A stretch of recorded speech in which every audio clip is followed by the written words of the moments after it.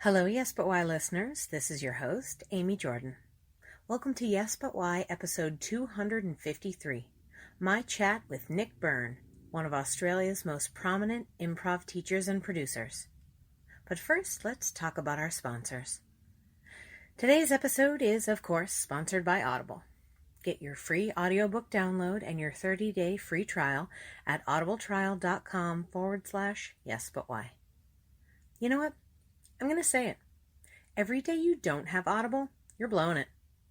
It's like the new way of books. So listen up.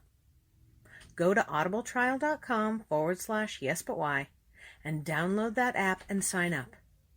You get a free audiobook like right away. Plus, there's so much included content once you sign up. Seriously, it helps you, it helps me. What do you say? Our other sponsor for today's episode is podcastcadet.com. My husband Chris and I run the company podcastcadet.com. Maybe you've heard of us? Oh yeah? Well, we can help you with your podcast. We can give you a little push, or we can help you with the production of all of your podcast episodes. Contact us now at podcastcadet.com. Hey, and you know what? Drop a note with promo code YBY20 to get 20% off the first service or workshop you buy. This week on Yes But Why, we talk to Nick Byrne, the artistic director of both the Impro ACT Theatre in Canberra and Australia's International Improv Festival, Improvention. In our conversation, Nick gives us a glimpse of the world of a traveling improviser. We talk about mixer shows, festival marketing, and audience connection. Nick tells me how Improvention is built for improvisers by improvisers. Support Nick Byrne.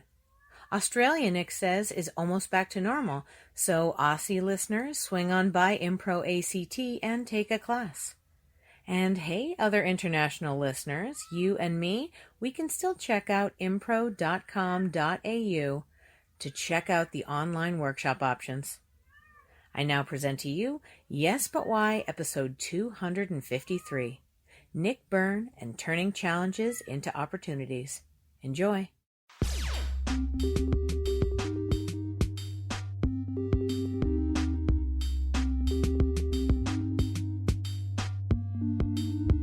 I'm Amy Jordan, and this is Yes But Why podcast. Yeah.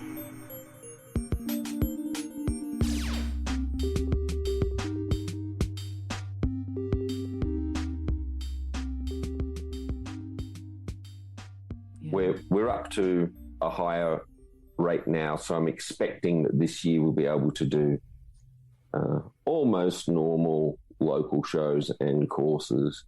Obviously, any of the international invitations, such as the festival I ran, or any of my international touring work is still completely off the cards, which is a big change in a lot of ways. So hard for people who it's like a big part of their, usual income flow, Well, it's important in a range of ways. There's the income flow, but also the motivation. I'd been inviting international guests here for a long time and been organising the international festival that was here in Australia. I guess I was something of a international convener for Australian improv. And so I knew all these top people that came from all over the world on really still then quite a limited budget, because I guess people like to come to Australia, and I got lucky. But I never placed myself in that same category until eventually there was kind of nowhere else to go but to put myself out there on the international circuit and see how it went. So when I discovered that actually I could play a valid role doing the touring, it was very important to just feel that level of acceptance and peer support and feedback from people from different countries and cultures that sort of validated your existence after what I guess a lot of people who are not only improvisers but are constantly attempting to organize bigger events. You know, you do a lot of work, perhaps a little less performing, and you know, I guess there's always that self-reflection of how you fit into the picture. So for me, one of the big losses is, you know, I'm now just a local drama teacher at the moment, you know, in terms of putting on my improv classes. Whereas before I got that extra motivation of being a guest in people's town and this sort of thing. I think you still maintain the notoriety. Don't worry. You know, you're still high level. You know, you're very kind, Amy. But it's going to be. It will be very interesting when things change again, because, of course, with the online environment, I guess I was mainly touring the European and Asian festivals and companies, and I think you could certainly put into a reasonably small packet, including the Americans that would come to that circuit, you know, what you could call the usual suspects when you came up to a festival. Lots of people doing that work, but I guess there's a package of people that you could consider the usual suspects. Well, now, of course, so many great young tech-savvy people have had the confidence to run, you know, hundreds, thousands of Zoom classes and so on. And no doubt a bunch of them will be just as good as any of the rest of us, just as interesting as any of the rest of us, lots of new ideas. So I'm thinking those people should have the confidence now to get on the circuit and travel and enjoy themselves when all this is over, if they can. So it'll be interesting to see whether we're the old crew commanding a little bit of older generation respect and still getting the Guernsey, or whether, in fact, you know, we will have been to some degree superseded by all these fantastic new people. Either way is great. You know, I'd love to see the more diverse ideas we can get out there, the more interesting things end up happening on stage, and the more we all continuing to be better teachers as well as presenters. One of the things I think will happen is not that one will displace the other, but rather it's almost like new formats are being created, you know, like all of a sudden somebody's like, let's do this. And like, let's not lie, in like 8 years when we're not really doing, when it's not like so ubiquitous to be on Zoom, there'll be a format called like the Zoom. Like it'll be, you know, like just an online situation. You'll try to do it because I feel like it's not that, you know, people online are taking away from the live thing. No, they're literally, I mean, most of them feel like they're just there as a, like, you know, sad substitute to the, you know, experience of us all being together in a room. Right. But, other people have said that, you know, it's almost like its own new art form, right? So, like, it's really just a new way to use this, you know, way of thinking, this a style of theater. And, you know, every new person I talk to, I learn a new form they have and a new, you know, oh, this person, I read the book and that's what made me, oh, great. You know, so it's like all sorts of different inspiration and all comes together. And now because we can all talk to everybody sort of globally in a much more open way, it's like passing ideas is like, I don't know, it's just flowing so much more country to country. It's not like, oh, well, in Norway, they really do like dramatic improv, and it's really like they don't care about the comedy. Oh, but here, Germany's got some good comedy. It's not like Chicago style, but, like everyone has their like thing that they say is, oh, this area, that area. I feel like it's mixing now, and it's going to be like, oh, we have this, devised theater piece over here, and oh, we're doing playback theater over there, and like, oh yeah, they do, the Chicago style improv at this place, and oh, and they're doing this like deeply dramatic spot over here. You can do all of it, and I feel like it'll be hopefully better, for the art. Well, I think this is absolutely, and I think.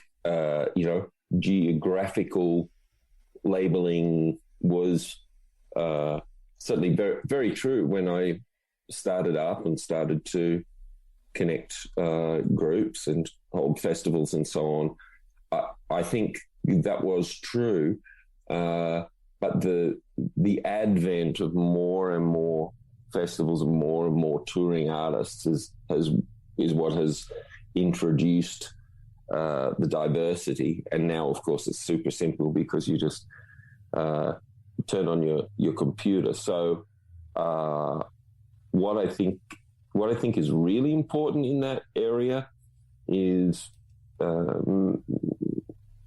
having groups be open to diversity and trying something completely different. I think where things are still in a particular style, they are places where lots of people, or perhaps for a long period of time, one particular style has been taught, and they're very good at that style, of course, after that many people or that much time. It's kind of like, someone of my age probably does a lot less snowboarding than they do skiing because, we already learnt to ski, and you've got to use all that time, those 2 days, learning to do it on one board instead of 2 skis.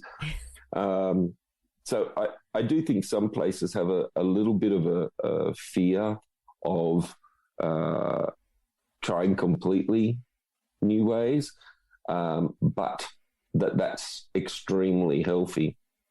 And to be honest, I've really enjoyed the European festivals in that regard because, most of a lot of the countries are of similar size and influence. No one has any reason to suspect that someone from this city or that country has anything less or anything less innovative to offer than anyone else. So it makes complete sense at those festivals to get as many different crazy ideas as you can. One of the things I love about that circuit too is that it's become more project-based. I think when I started my festival, I didn't know how other festivals operated. I just needed to work out a practical way to get people to this very far away corner of the world within an achievable budget and, get as much happening as possible. So it was totally natural to me that what I would do is invite one great teacher, director, performer from all sorts of different places. So when they came, I don't know, do you refer to them as mixer shows when you have people from all different groups doing a show together? I've heard all sorts of phrases, so mixer makes sense. Yeah, I thought like pretty much, I guess, jams is what I've heard, but that can refer to all sorts of different things. So, yeah, well, mixer makes sense. I'm with you. Well, almost all of our performances were, in a sense, mixer shows, but not in a jam sense. Sure. Essentially, great teachers taught their workshops. and they selected from other great visitors or people they just liked from their workshop they've learnt the stuff, and these were the formats for 90% of the festival shows. Love it. That's so great. It really, I didn't realize it was different to what other people were doing. I thought it was the obvious way to do it. Of course, I quickly learnt that in those days it wasn't the case. But some of these really well-known players that I was very, excited and privileged to have out here, they actually went back to their places of origin going, oh man, you've got to go to that festival. I sang with a band for the first time, and I did this weird organic physical piece for the first time. And I'm thinking, what? You're this really well-known person and you've had these firsts, which made me feel wonderful. But the fact that they would then advertise the idea, and a lot of the festivals in Europe now, and Asia, much more a combination of, like when I first went on the circuit, nearly every show in most of the festivals I went to was, yes, a team, if you like, from wherever the group had come, puts on their show, and then the next one, then the next one. Now, a lot of the festivals have gone kind of 50-50. Nearly all of them have a mixer show component for at least students to get a leg up. In recent years, there's been this project focus. So because we have these usual suspects visiting all the European festivals, there are people on the circuit that I've played with in, I don't know how many cities, lots of different cities. So people will form a team, if you like, of 3 or 4 people who all live in completely different countries, but come together at a festival, and they have their special project format that they do. And they might only do that 2 or 3 times a year when they go to different festivals that they all go to. And they might have 3 or 4 projects with other groups of people. So it's like having a team. You just don't, share the same city. So that's really interesting. And I think the Zoom component is just the next contributor to this growing innovation. But I will just underline all of that by saying I absolutely believe that diversity of thought is what drives us, and it makes no sense to me. Apologies to those who do this. It makes no sense to me to attempt to nail a particular style or format if what we're actually learning in our classes and teaching in our classes is a mindset that creates an adaptability to change, which is just, an essence of spontaneous behavior and improvised theatre. Why on earth would we want to perform the same format or the same style over and over and over? Those two ideas just don't make sense to me. I'm someone who likes to experiment and fail 50% of the time. I think if I'm not an idea. Sorry? I said, may I posit an idea of why they do those kinds of things? Yeah, sure. So I love the style of your festival because it really creates an atmosphere in what I actually usually say to my students when I'm teaching them, which is improv's going to be more fun for you than the audience, because you're doing it. You're having the experience. You're part of it. The audience is feeding off of your excitement. They're enjoying what you're doing, but 100% you're the people having the most fun in the room, right? And so audiences are mostly just there to support you or to just like feed off of your energy in that moment, enjoy whatever ideas come out of your brain. Oh my God, I can't believe they thought of that. And usually it's most audiences are filled with other improvisers. So I love the idea that your festival essentially says, come here, learn new stuff, and then like, let's celebrate education and show people what it is that we have learned. And then all these new people get to meet each other. And even if they didn't take the workshop, they can go see the show and like kind of get what the thing was that got learned. And so that's cool too. Like, so it's sort of for the improviser. It's a festival made by improvisers for improvisers, right? The whole experience is so that like it's an educational thing. I would definitely agree that my own personal focus is for the growth of the participants. Absolutely. The capital of Australia, Canberra, is only 500,000 people. It's not a massive city. Sydney and Melbourne are like 5 million each and so on. So there's, quite some, I guess, audience development opportunity. But I live in a city where most people are on good incomes. They have very, very diverse opportunities and activities for such a small place. There's lots of things they can go and do.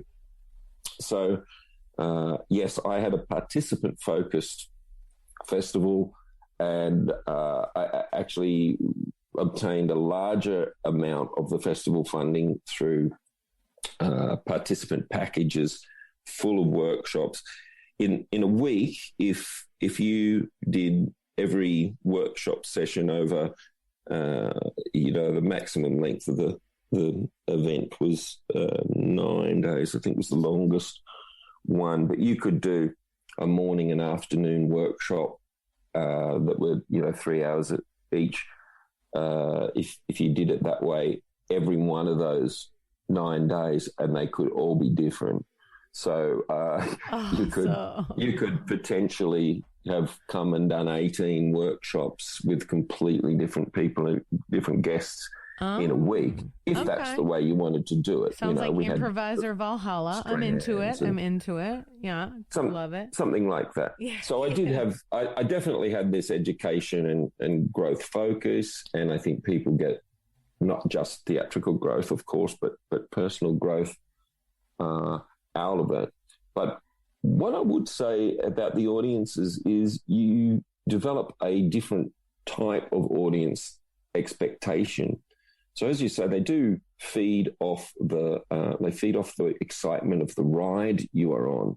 So if what you do is get a lot of great improvisers in a room, or any improvisers, in fact, and you put them in the situation of maximum risk by trying a show that is extremely experimental, then and coming out of one workshop perhaps, then what you are doing is, yes, you are risking absolutely that the quality is going to waver up and down in a theatrical sense, perhaps. However, that factor of the audience being on the ride is dramatically increased. So you are creating a type of audience that is thriving more on that, a less judgmental audience of whether that line was funny or that was done really well, and more an audience of, oh my God, what's going to happen in the next 5 minutes? And if you do this with, so some of the shows were very mixed casts, and some of them were highly selective. It was entirely up to individual directors of each show how they wanted to cast these things. Apart from a general attempt as artistic director to pick a bunch of directors who would be diverse in their choices in that way, I did not attempt to stick my nose into that end of it. So a bunch of the shows were also just all high-end guests from, might be 6 people from 6 different countries, but they were all high-end improvisers. Now, at first, they hadn't been used to this kind of thing, yeah, they were a bit thrown by doing completely different things. They might have been great at their mime style, or they might have been, just great with the verbal comedy and so on. And then they're all put together. But now that this type of activity has become more common, if you get people who are really strong in the fundamentals of improvisation and are now relaxed about the fact that, yeah, every festival I go to, I'll do 2 shows that I've got no idea of what I'm doing before I arrived at the festival, they get over that concept as well, and they perform at just as high a level doing the completely new thing as they do when they're performing in a concept they're used to. So quality-wise, there are pros and cons, and you just develop a different type of audience and a different type of improviser who's ready for anything. That is my bent. I don't think about it or worry. I certainly don't put myself at the top of the tree in a range of skills that you might be able to measure. However, I do not care what sort of show somebody puts me in at a festival. I can do it without worrying. And the reduction, if you can improviser to essentially nil, so they're relaxed and they're energized, ready to go, and really looking forward to doing something that they have no idea of, they will perform pretty well. They'll perform at their best level. You know, I think that you establish a comfortable atmosphere for everybody to perform, and I think that's probably why people, A, come back over and over to your festival, and then, you know, B, can just jump into anything. Now listen, I totally 100% agree with you that the essence of what we're teaching with improv is essentially like a lifestyle choice. And it's like, can you go with the flow? I mean, I'll tell you what, I am very glad I have these skills right now in my current life, right? And it's just like to be able to adjust and to change and to figure out how, you know, it goes. Now, I wanted to make one note, which was about the shows that you mentioned that do forms over and over. I think that's when theaters are more concerned about making money with shows than they are about the not that it isn't good to work on a certain style, but at the same time, shows, when they do every week there are different shows and they do certain forms, you know, on Mondays it's this and on Tuesdays it's that. It's really just to draw audience in, because like I mentioned before, my theory is that the performers are having more fun than the audience. But when you give a form to the audience, you then give them a puzzle they have to solve. They know, they expect it works out this way. They kind of get it in whatever way their audience brain gets what they're watching, right? For instance, the Herald format is a lot like television sitcoms, right? They're written very similarly. So you can get into the rhythm of it, and as an audience member, be like, oh my God, something is about to happen. And boom, there it is. You can be in on the rhythm, and then you're playing the game with the people. It helps bring them in. It's part of this, you know, hooking the audience with this style and making them part of it. It's almost like long form theater sports games, you know, it's not theater sports, but it certainly is something where it's like, hey audience, are you guys with us? Do you want to help us? Give us a story that we can then build a whole thing around your story. And then they're in on it and they're part of it and it's like a thing. So it's I think really more a marketing situation. I mean, I think it was born out of education, because I like using formats to highlight a certain style, a certain thing that I'm teaching. You know what I mean? Oh, let's do characters. Okay, we're going to do a thing where we do a slacker, and you guys have to talk to, you know, you talk to this character, and then that character is going to talk to somebody new, you know, just to use it in a way that helps them as an exercise. And then it's oh, did you guys like that exercise? Cool. You know what? You guys can do that if you want for your recital show. And they're like, we can? Sure you can.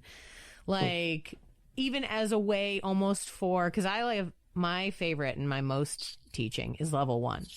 Oh my God, I love a noob. Tell me you've never heard of improv. Let's talk about it. Like, I just really enjoy that. And so my thought is like, whatever you can do to make a new improviser feel comfortable. So there's a lot of nets you put out for them. You're like, hey, what about this? Hey, try this rule. Don't do this. No questions. Just try that. Just try it. And it's like, they'll go, well, can I just ask a question? We're like, sure you can. Sure you can. That was just a weird little rule we tossed in to make it interesting, you know? And it's also, when I finish teaching level 1, right before their recital, I go, everything I taught you is just rules to help you guys figure it out. No matter what happens up there, whether or not you break every rule I've told you, you're going to be okay. And they're like, what? And then I'm like, you're going to be great. You guys have handled it. And they're like, okay, great. So it's just frameworks to get the audience and the performer to feel more comfortable, you know, in the early stages. I think it's true. It's one way. I mean, there's two different things there. Talking about the audience and the performer, I'll go to each, but I think they're both sort of it's stylistic as well as it's absolutely a marketing choice, without a doubt. But I think it's and it's always going to be the case. It's an easier marketing choice. So essentially, it's very easy to sell to people. Look, you're going to come along to a thing where you don't have to work very hard, and you're going to laugh every 10 seconds or 30 seconds, and so on. And as you say, it's going to be in a format that you can predict what this format is. If it was, for example, a theatre sports style thing, or a Herald in places where people have done a lot of Heralds. So you know basically what you're getting, and we're going to give it to you, and we've learnt that well. So that's an easy marketing sell. But I would differ in a little bit on the idea of, I think that's one way to hook an audience. It's definitely easier to get them there that way. But I err towards perhaps the I don't like to put words in people's mouths, but the Randy Dixon style, where basically if you give the audience just enough to hook them in, just enough, but they have to actually think about what's going on here, and they're surprised about what happens next, but you're allowing them to become their own storyteller, then they're really engaged. To me, that is audience participation. If you say to an audience, oh, can I have a kitchen implement? And they say spatula again, and off you go. That's, for me, that's fast food participation. But if two characters meet, they begin to develop a relationship, and then perhaps suddenly one of them is inexplicably not there anymore. Well, now the audience brain is going, oh, why aren't they there? Everyone in the audience is coming up with different solutions to that problem. However, they are absolutely engaged in the piece and becoming part of the story themselves. And they'll either get surprised to find out they'd made the right choice, or they'll get the same jolly as the other type of show by they'll get surprised, to find that it wasn't the right choice, or they can congratulate themselves that they did make the same choice as the improvisers. And even more specifically, at the end of the show, in the foyer, instead of their conversation being, well, that was fantastic. Anyway, the babysitters are coming soon, so we better get home. The conversation is, no, she left him because of his affair with so-and-so. Oh, no. Why she left him was because of that job in Europe. Or and so people will stick around and talk about the theatre in the same way that they would with a a play that would be considered of critical acclaim. So you can put on sometimes I refer to it as the difference between Hollywood and Cannes, if you like. It's just a stylistic difference. In a Hollywood blockbuster, we're going to tidy up the end, probably even give you an epilogue, make sure you knew exactly what happened and how it went, and you'll be able to go home safe and tired and not have to think about that show again, other than to say, I had a great time at it. Or you can watch some weird European thing that just, suddenly it's finished. Where was the end? But exactly. You might talk about it with your friends for 3 hours afterwards before you can think about going to sleep. So I think that way when I think about the audience. With the students, I absolutely agree with you. My favorite class, in fact, I think it's my last personal post on Facebook, the class I look forward to more than any other, and I'm generally teaching myself 4 classes a week in different levels, even when I'm just here at home, as I now need to be. That beginner's class is the first one, the one I really look forward to more than anything else. However, the way I've taught introductory improv has changed markedly over the years in my approach, chiefly mindset-wise. So I spend a lot more time teaching beginners about the mindset concepts, so that I guess they're getting, indoctrinated or hypnotized into the right frame of mind. They don't need to. You can teach the rules of a game or an exercise and repeat it as often as you like. There's a big difference between knowing concepts. Most of our concepts are super simple, aren't they? They're really simple concepts.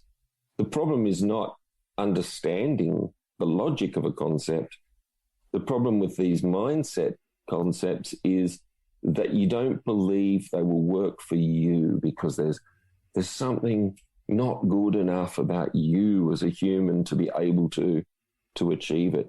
So if you teach the mindset a bit more focus on the mindset, so that people actually believe and have had demonstrated to them, yes, this concept works and I can do this concept.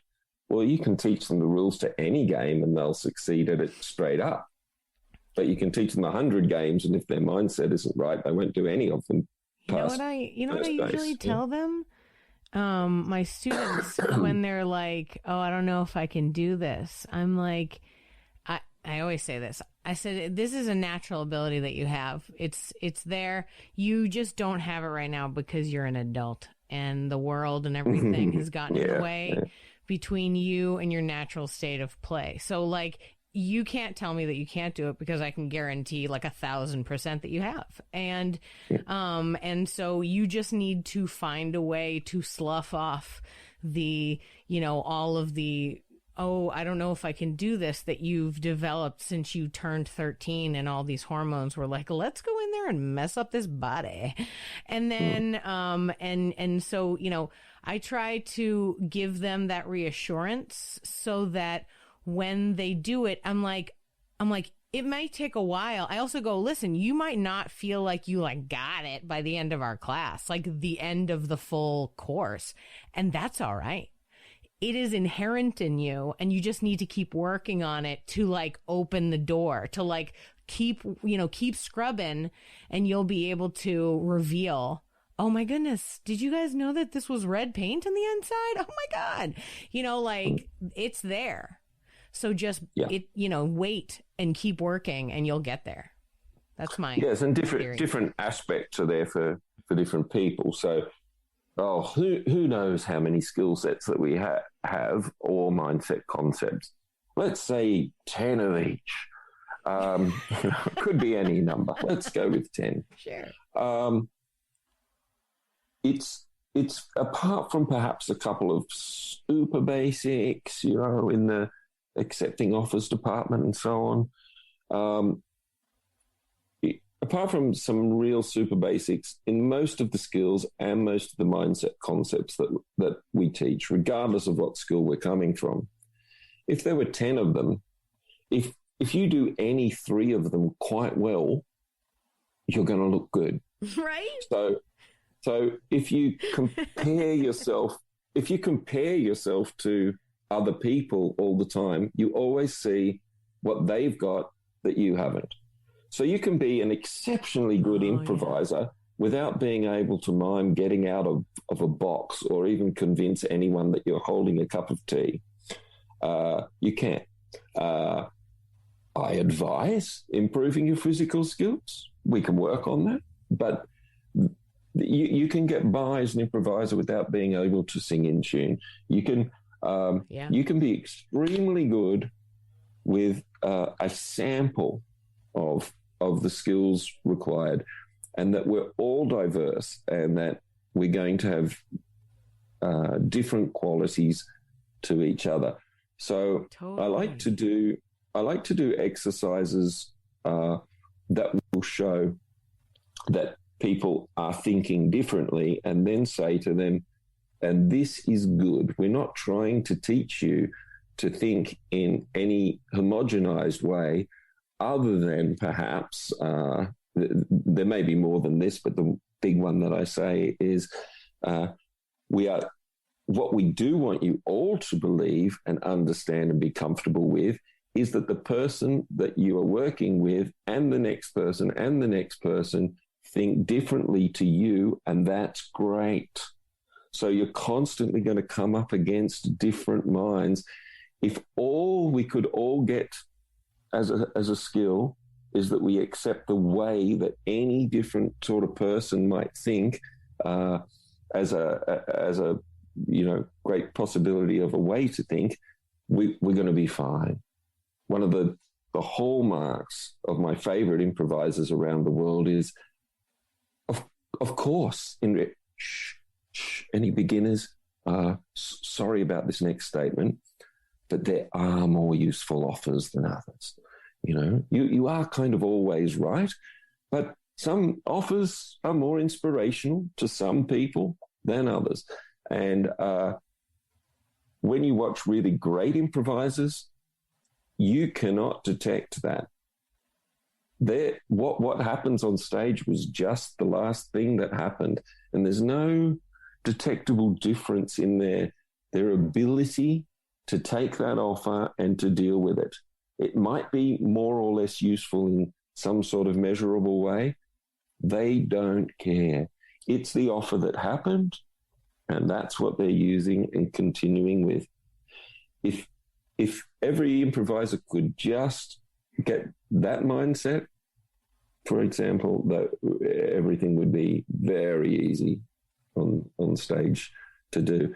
It's this battle that our thoughts are different to other people, or this worry that our thoughts aren't good enough that stops us doing almost any show. Oh, yeah. For example, I can't speak a lot of almost any foreign language, but the last language, the last place that I worked just before lockdown was in France. I did a 2-hour narrative long form with 2 wonderful French guys, and I don't speak French, and it was fine. It's not a requirement that you have the skills, the particular skill sets that you think you need to have. It's a requirement that you are comfortable enough to go with the flow. Yeah. Ooh, what an extreme example. I like that. That was solid right there. Oh, man. It's quite common, I've noticed, in the European festivals now. I'd say in most of the festivals I've been to recently, there will be some sort of show in the program to illustrate this point, where they have got their main guests from different countries together, and it will be some sort of language-based show. Maybe not as extreme as that example, but it will be something like, okay, each of the guests will introduce a scene, and the rule is they can never speak in their own language, or it'll be, some component that shows that these top performers do not need to understand what the other people are saying to achieve a good result. Yeah. We already know this is true. I mean, what improv groups do you know who don't use gibberish? It just creates a different set of parameters to work with, and we fool ourselves that so many things are problems. We need to pull out the idea that challenges are problems. They're opportunities. Just like mistakes, they're opportunities. Oh, I don't know how to do that. Here's my chance to do a great show. Oh, man. What a great point. I really appreciate that. Man, this has been such a great conversation. I feel like I'm getting like a personal masterclass. Well, except for that I'm going to publish it on the internet, and then everybody gets this awesome little masterclass from you. It's really been very great to chat with you. May I ask you one more thing? Thank you. Great to talk to you too. Yeah. Oh, good. I'm so glad. I'm so glad you're having a good time. That's all I want to do. One more question I wanted to ask you is where in your life did you find the inspiration to do this? And not just like to start a festival, but like what got you into improv? Like what led you into that? It seems like you've done a lot of, theatrical stuff in your life. You're very much a performer throughout, but like you very much locked into improv. What was the thing or the moment where you were like, oh my God, this is my thing? Yeah. So certainly it's not the moment I started improv. That's certainly not it. I mean, it was just like I'd been performing for a long time. I was more of a musician when I first left school, though I did have theatre experience as well. And then musical theatre took over, and then scripted theatre took over, and then eventually, with all the things we do as artists to survive all the other parts of the industry that by the time you get to my age you've had to do or enjoyed doing, I should say. Very lucky. So I was introduced to improv just by another theatre-based friend who said, listen, I'm trying out this. Do you want to come and join me? It was no massive inspiration to join. And in fact, we started a little branch in the then somewhat regional area, quite close to Sydney really, but somewhat regional area that I was in for a couple of years. And I enjoyed it, but I enjoyed it a lot, but I wouldn't say it was hooked. In fact, I went back to more scripted theatre just through opportunity. But when I came down here to Canberra and started up something here, the difference, I have to say, is the change that it made in people's lives. So I'd always been someone who was extremely interested in the theatrical component, trying to make great performances and so on. But just the more it went on, and it's largely hobbyists that will take classes in this town, more than people who will become full-time professionals. They're doing it for a wide range of reasons. But to actually have a job where most days you go and do something and someone reports to you some positive development in their life because of the mode that you've been lucky enough to become a teacher in. It's not necessarily the person, the teacher. It's this art of interaction that we've broken down and analyzed, that we can help people be able to communicate more effectively, more confidently, with more authenticity, with more self-belief. that is the art of improvisation, which allows people to do a great job on stage, but also affects them off stage. And when you do a job that people report positive benefits in their life off stage, most days that you go to work, how could you leave that? Who gets that? Who gets that joy, that feeling that you've got a job that is worthwhile? So that's the thing that I can't leave. I'd have to say, beyond the theatre. Yeah. Wow, that's so amazing. What a great way to have been able to take that in. You know, I mean, I know it's tough when, you know, sometimes you're like, oh, I guess I'm just a theater teacher, but it is so great that you have found this way to look at it, you know, such that, it, you know, you get to help people and give them, you know, more confidence. That is such a great way to look at how this whole thing goes, and a great way to keep you in when it gets, you know, really tough. It's like, okay, this is tough for me. I'll give you that, but I'm going to stick with it because of all the people that it seems to help. And that's just killer. Great. So fun. Yeah. It's a very, very lucky thing to find, and there's always room for more of it. So, I mean, I encourage anyone listening who's looking for a pathway. Well, yes, there's a very strong chance that you're not going to retire to the Bahamas on this. However, if you authentically approach learning to share this craft, and when I say authentically, I mean a desire to grow the craft and your own skills in the craft more than a desire to just have you know, a successful company and audience appeal and so on.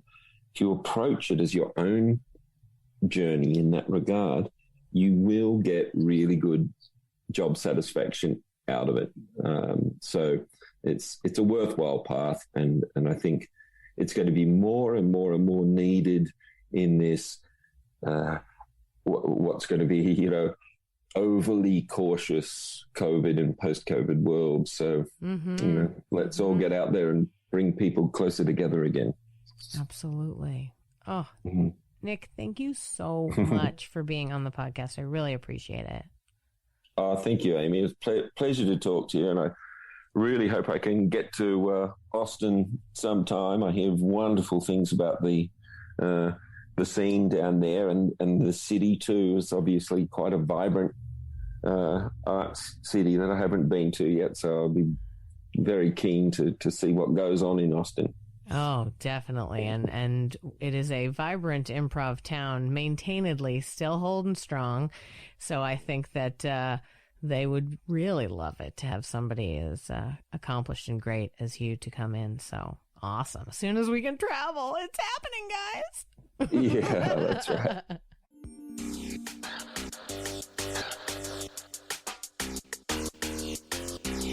Thanks for listening to Yes But Why Podcast. Check out all our episodes on yesbutwhypodcast.com, or check out all the content on our network, HC Universal, at hcuniversalnetwork.com.